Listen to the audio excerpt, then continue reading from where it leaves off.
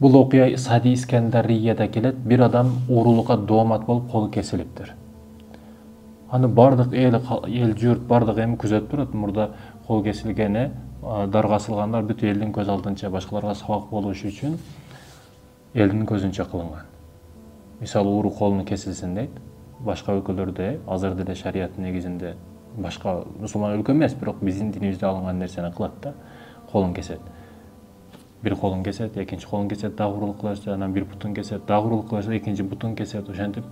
Negizele bir uruluk kılsa, kolga düşse, göğler men özünçe bola turgan bolsa, eğer taktala turgan bolsa, iş kolu kesile turgan bolsa, alıstan körüp turup bilesin de, muna kelota detiyat boğula, buyumarga tak boğula dep bile turgan bolasın.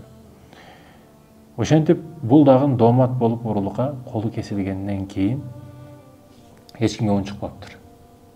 Kolu kesilgen, un çıkmasdan el jurttu aralap çıkıp ketiptir.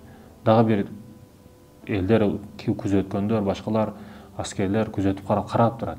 Dağı basıdat айылдан çıktı, padişahçılıktan çıktı, şardan çıktı, çıkıp barıp tuura Үңкүргө барды.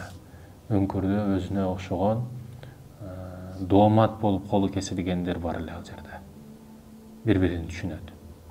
Бири-бириге карата ортодогу түшүнбөстүктөр пайда болбойт, эгер бирдей болсо.